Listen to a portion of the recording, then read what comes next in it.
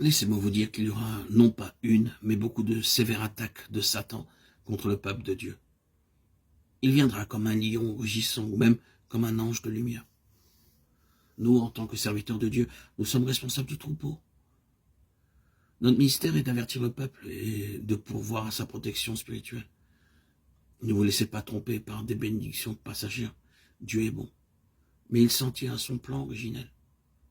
Dans 1 Corinthiens 3,6, nous remarquons que l'apôtre Paul a fait un pas en avant lorsqu'il admet « J'ai planté, Apollos a arrosé, mais c'est Dieu qui fait croître ». Il admet qu'il y a besoin de beaucoup de co-ouvriers et que, bien qu'il soit apôtre, il ne peut suffire. Il y a des hommes que Dieu utilise pour planter, d'autres sont nécessaires pour arroser. Mais ils doivent travailler en union et en unité. Si vous avez été appelé uniquement pour semer la semence sacrée et que vous n'avez pas d'autre appel ou fardeau, alors vous devez aussi prier Dieu qu'il envoie un Apollos pour arroser la semence. Paul ne restait pas toujours très longtemps dans un endroit pour planter, mais quand il se déplaçait, il rappelait à ceux qui venaient après lui, c'est le travail de Dieu. Donc que chacun prenne garde à la manière dont il bâtit dessus. Il doit savoir comment construire sur le travail des autres et comment travailler dans l'esprit.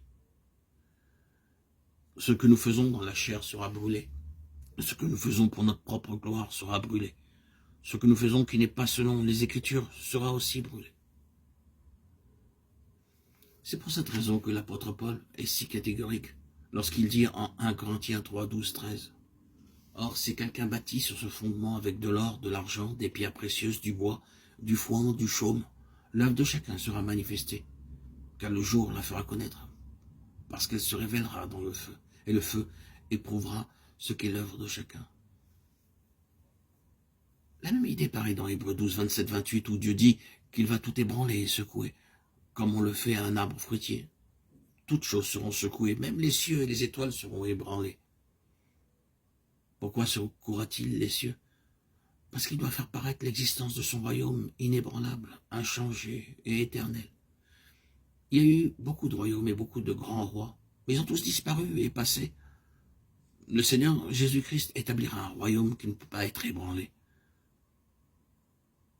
De la même manière, nos travaux seront aussi secoués par le Seigneur. Tout ce qui n'est pas pour l'éternité ne pourra pas tenir. Tout ce qui ne fait pas partie de la maison de Dieu sera sévèrement secoué.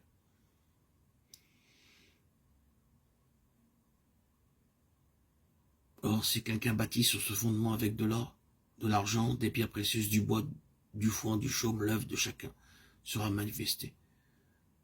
Car le jour le fera connaître, parce qu'il se révélera dans le feu, et le feu éprouvera ce qu'est l'œuvre de chacun. 1 Corinthiens 3, 12, 13.